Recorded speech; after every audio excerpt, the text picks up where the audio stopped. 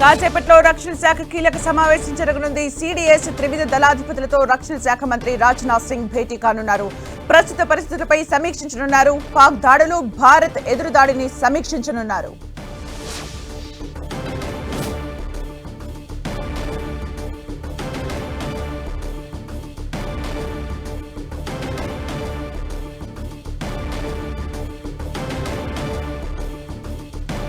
కాసేపట్లో రక్షణ శాఖ కీలక సమావేశం జరగనుంది. సిడిఎస్ త్రివిధ దళాధిపతులతో రక్షణ శాఖ మంత్రి రాజ్నాథ్ సింగ్ భేటీ కానున్నారు.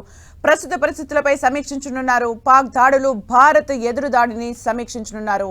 అయితే అర్ధరాత్రి నుంచి నిరంతరాయంగా పాక్ చేస్తున్న దాడుల్ని ఆర్మీ ఎదుర్కొంటూనే ఉంది. ఎక్కడికక్కడ ఎదుర్కొంటూనే ఉంది. పాక్కి సరైన గుణపాఠం చెబుతూనే ఉంది. నిరంతరాయంగా త్రివిధ దళాలు కూడా శ్రమిస్తూనే ఉన్నాయి. మనం చూడొచ్చు విజువల్స్ లో కూడా. అంటే డ్రోన్స్ దాడులకి పాక్ తెగబడిన సందర్భంలో భారత్ దాడులను ఎదుర్కొంటోంది.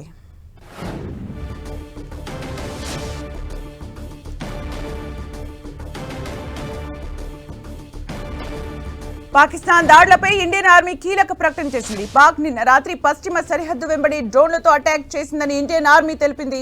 జమ్మూ కాశ్మీర్ నియంత్రణ రేఖ వెంట కాల్పుల విరమణ ఒప్పందానికి పాక్ తూట్లు పొడిచింది. డ్రోన్ దాడుల్ని భారత సైన్యం సమర్థవంతంగా తిప్పికొట్టాయని ఆర్మీ తెలిపింది. పాక్ దుర్మార్గపు కుట్రలకు ధీటుగా స్పందిస్తామని ఇండియన్ ఆర్మీ తెలిపింది.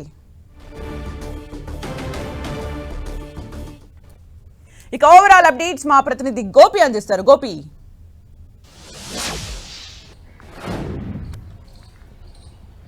ఢిల్లీ వేదికగా ప్రస్తుతం ఒక హీట్ వాతావరణం అయితే నెలకొందని చెప్పుకోవచ్చు. ఇప్పటికే పాక్ చేస్తున్న చర్యలకు ధీటుగా సమాధానం చెప్తూనే భారత సైన్యంలో ఆత్మస్థైర్యాన్ని నింపే దిశగా ఇటు ప్రధాని రాజ్నాథ్ సింగ్, హోంశాఖ అమిత్ షా కూడా ఎప్పటికప్పుడు ప్రతినిత్యం కూడా త్రివిధ దళాధిపతులతోటి మానిటరింగ్ చేస్తున్నారు. బార్డర్ వెంట ఎటువంటి పరిస్థితులు నెలకొన్నాయి. ఎందుకంటే ఊరిలో ఏదైతే ఒక ఘటన జరిగింది, ఆ డ్రోన్ ధాటికి ఒకరు మృతి చెందడం, ముగ్గురికి గాయాలు కూడా అయిన సంఘటన కూడా మనకు కొద్దిసేపటి క్రితమే సమాచారం అందుతుంది. అయితే ఈరోజు 10 గంటలకు రాజ్నాథ్ సింగ్ నేతృత్వంలో ఒక కమిటీ కూడా భేటీ కానుంది.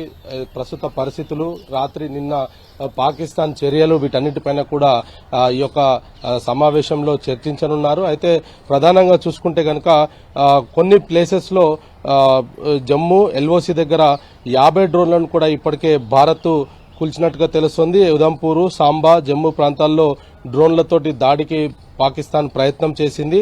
అదేవిధంగా అగూర్, నగోట్రా, పఠాన్కోట్ ప్రాంతాల్లో కూడా డ్రోన్ల దాడికి ప్రయత్నం చేసింది. అయితే L-70 గన్స్, ZU-23mm అధునాత ఆయుధాలతోటి భారత్ ఈ డ్రోన్లను కూల్చివేయడం జరిగింది. అయితే డ్రోన్లతోటి, క్షిపణులతోటి భారత్లోకి దాడికి ప్రయత్నం చేయడము, అదేవిధంగా యుద్ధ విమానాలు తోటి పఠాన్కోట్ను టార్గెట్ గా చేసుకుంటూ పఠాన్కోట్ పైన కూడా దాడి చేయాలని ప్రయత్నం చేయడం, వీటన్నిటిని కూడా భారత్ సమర్థవంతంగా తిప్పికొట్టడమే కాదు, భారత్ రాత్రి పాకిస్తాన్ లో ఒక విధ్వంసాన్ని సృష్టించిందని చెప్పుకోవచ్చు. ఏమి చేయగలుగుతాము అనేది ఇప్పటికే పాకిస్తాన్ కి రుచి చూపించగలిగింది. అయినప్పటికీ కూడా పాకిస్తాన్ వక్రబుద్ధిని మాత్రం మార్చుకోవట్లేదు. ప్రపంచ దేశాల ముందు కన్నీరు కారుస్తుంది, మనతో మాత్రం కాలు దూవుతుంది. ఇటువంటి ప్రయత్నాలు అయితే పాకిస్తాన్ నుంచి ఎదురవుతున్నాయి. దీనికి ధీటుగా భారత సైన్యం కూడా అదే రేంజ్ లో సమాధానం అయితే చెప్తున్న పరిస్థితి అయితే కనపడుతుంది. పాకిస్తాన్ ప్రధాని ఎక్కడున్నాడో కూడా తెలియని పరిస్థితిలో ప్రస్తుతం పాకిస్తాన్ ఉంది. ప్రజలంతా కూడా భయం గుప్పిట్లో బతుకుతున్నారు. ఎక్కడ కూడా సాధారణ ప్రజలను లక్ష్యంగా చేసుకుని భారత్ దాడులకు పాల్పడట్లేదు. కానీ పాకిస్తాన్ మాత్రం ఈరోజు కూడా ఊరిలో ఒక సాధారణ పౌరుడు చనిపోవడం అనేది, సాధారణ పౌరులనే లక్ష్యంగా చేసుకుని పాకిస్తాన్ మాత్రం దాడులకు పాల్పడుతుంది. చర్యకు ప్రతిచర్య ఖచ్చితంగా ఉంటుందనేది కూడా ఇప్పటికే త్రివిధ దళాధిపతులైతే చెప్తున్న నేపథ్యంలో మరి పాకిస్తాన్ ఈరోజు ఉదయమే చేసిన ఈ యొక్క డ్రోన్ దాడిని ఏ విధంగా తిప్పికొడుతుంది, పాకిస్తాన్ లో ఎటువంటి పరిస్థితులను క్రియేట్ చేయగలుగుతుంది అనేది కూడా వేచి చూడాలి. రాజ్నాథ్ నేతృత్వంలో మరి కాసేపట్లో ఉన్నతాధికారుల సమావేశం కూడా ఉంది. త్రివిధ దళాధిపతులు, అదేవిధంగా అజిత్ దోవల్ కూడా ఈ యొక్క సమావేశానికి హాజరు కానున్నట్టుగా కూడా తెలుస్తోంది.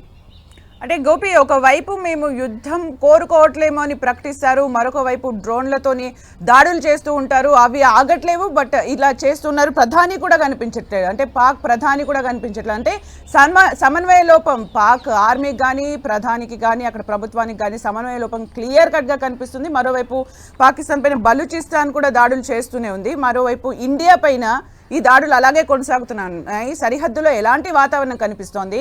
సరిహద్దులో ఉన్న ప్రజలకు ఆర్మీ ఏం చెబుతోంది?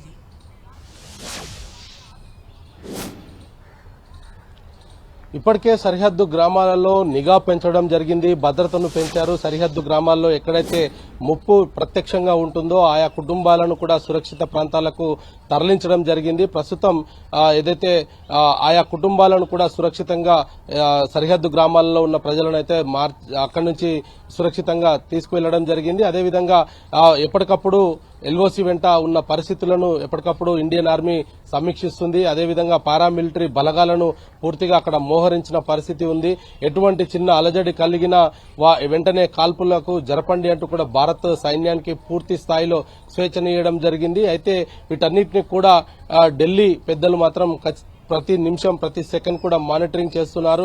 యుద్ధం జరిగే సమయంలో ఏదైతే జాతీయ భద్రతా సలహాదారుడు ఉండో ఆయన ప్రధాని నివాసంలోనే ఆయన ప్రధానితో భేటీ అయి ఉన్నారు. ఎటువంటి సిచ్యువేషన్స్ నైనా హ్యాండిల్ చేసే కెపాసిటీ మన త్రివిధ దళాలకు ఉన్న నేపథ్యంలో ఎప్పటికప్పుడు అయితే అధికారులకు కొన్ని సూచనలు చేస్తున్నారు. ఎందుకంటే పాకిస్తాన్ ని అణువు తెలిసిన అజిత్ దోవల్ ఆయన నేతృత్వంలో జరిగే ఈ యొక్క దాడికి సంబంధించి కూడా పాకిస్తాన్ తట్టుకోలేకపోతుంది. ఆయన దాదాపు 6 సంవత్సరాలు పాకిస్తాన్ లో ఉండి ప్రతి ఒక్క అణువును ఆయన తెలుసుకున్న పరిస్థితి ఉంది. ఎక్కడ ఉగ్ర స్థావరాలు ఉంటాయి, అదేవిధంగా ఎక్కడ ఉగ్రవాదులు తలదాచుకునే అవకాశాలు ఉంటున్నాయి, బంకర్లు ఎక్కడ ప్రధానంగా ఉంటాయి, ఇటువంటి అనేక కీలక విషయాలను కూడా ఆయన గతంలోనే భారత్ కు తెప్పిన నేపథ్యంలో ఇప్పుడు భారత్ ఒక పాకిస్తాన్ పై చేస్తున్న దాడిలో ఆయన పాత్ర చాలా కీలకంగా మారనుంది. ఆయన ఇప్పటికే ఇటు రాజ్నాథ్ సింగ్ తోటి, అమిత్ షా తోటి, ప్రధాని తోటి వరుసగా సమావేశాలు అయితే నిర్వహిస్తున్నారు. త్రివిధ దళాలు ఏ విధంగా ముందుకు వెళ్తున్నాయి, పాకిస్తాన్ లో ఎలాంటి విధ్వంసాన్ని సృష్టిస్తున్నాము, అదేవిధంగా ఉగ్రవాద శిబిరాలను లక్ష్యంగా చేసుకుని ఎటువంటి చర్యలు చేపడుతున్నామన్న దానిపైన కూడా ఆయన ఇప్పటికే ఇటు ప్రధానికి అదేవిధంగా మంత్రులకు కూడా ఎప్పటికప్పుడు తన వివరాలను అయితే చెప్తున్న పరిస్థితి ఉంది. ఆయన ప్రతి నిమిషం కూడా త్రివిధ దళాధిపతులతోటి ప్రతి నిమిషం మాట్లాడుతున్నారు. అదేవిధంగా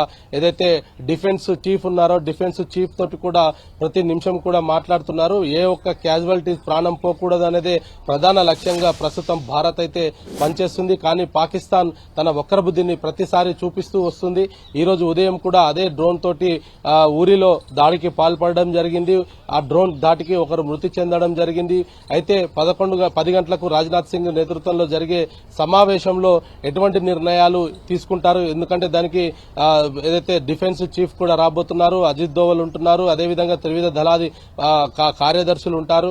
వీటన్నిటిని కూడా సమన్వయం చేసుకుంటూ ముందుకు ఎలా వెళ్లాలి, పాకిస్తాన్ కి ఎలా బుద్ధి చెప్పాలన్న దానిపైన మాత్రం ఖచ్చితంగా భారత్ ఈరోజు కీలక నిర్ణయాలు తీసుకునే అవకాశాలు కనపడుతున్నాయి. భారత్ ఇప్పటివరకు కూడా సాధారణ పౌరులను ఎవరిని కూడా లక్ష్యంగా చేసుకోవద్దు అన్న ఒకే ఒక కారణం చేత చాలా జాగ్రత్తగా యుద్ధాన్ని అయితే చేస్తున్న నేపథ్యంలో సహనం కోల్పోతే భారత్ ఏ విధంగా ఉండగలుగుతుంది అనేది కూడా పాకిస్తాన్ కు రుచి చూపించే అవకాశాలైతే చాలా స్పష్టంగా కనపడుతున్నాయి. మరొక వైపు పీఓకే వెంట కూడా భారత్ బలగాలు పూర్తిగా మోహరించి ఉన్నాయి. పీఓకే వద్దను కూడా ఏదైతే ఉగ్రవాదులు అక్రమంగా చొరబడి ఆత్మాహుతి దాడి చేసే ప్రయత్నం చేయొచ్చు అన్న ఒక నిఘా వర్గాల సమాచారం మేరకు పీఓకే అంతటా కూడా కొంత ఈ యొక్క నిఘాను పెంచిన పరిస్థితి ఉంది. అక్కడ ఏదైతే సరిహద్దు వెంట ఎవరు కూడా లోపలికి అక్రమంగా చొచ్చుకు రాకుండా పూర్తిగా భద్రత పెంచడం జరిగింది. పారామిలిటరీ బలాలను ఇంకా మోహరించారు. అక్కడ ఎక్కువ స్థాయిలో మిలిటరీనంతా కూడా ఇటు పీఓకే సరిహద్దు వెంట కూడా ఉంచడం జరిగింది. మరొక వైపు జమ్మూ కాశ్మీరు, రాజస్థాన్, పంజాబ్, గుజరాత్ ఉన్న సరిహద్దు గ్రామాలు దాదాపు 3000 కిలోమీటర్ల మేర ఉన్న ఈ యొక్క సరిహద్దును వెంట భద్రతను పెంచడం జరిగింది. పారామిలిటరీ బలగాలను మోహరించారు. పూర్తిగా ఆర్మీ సిద్ధంగా ఉంది. ఏ నిమిషం ఎక్కడి నుంచి పాకిస్తాన్ దాడి చేసినా మనము ఖచ్చితంగా దాన్ని తిప్పికొట్టే విధంగా మన దగ్గర ఉన్న S-400 సమర్థవంతంగా అయితే ప్రస్తుతం పనిచేస్తుంది. Thank you Gopi for the updates. మొత్తానికి మరి కాసేపట్లో డిఫెన్స్ మినిస్టర్ రాజ్నాథ్ సింగ్ తో భేటీ జరగబోతోంది. అయితే ఆ భేటీలో ఎలాంటి నిర్ణయాలు తీసుకోబోతున్నారు అనే ఉత్కంఠ అయితే నెలకొంది. అంటే నిన్న రాత్రి నుంచి కూడా జరుగుతున్న దాడులను తిప్పికొడుతోంది భారత్. మరి ఇలాంటి తరుణంలో ఎలాంటి నిర్ణయం తీసుకోబోతోంది, ఈ మీటింగ్ లో ఏం జరగబోతుంది అనే ఉత్కంఠ అయితే నెలకొంది.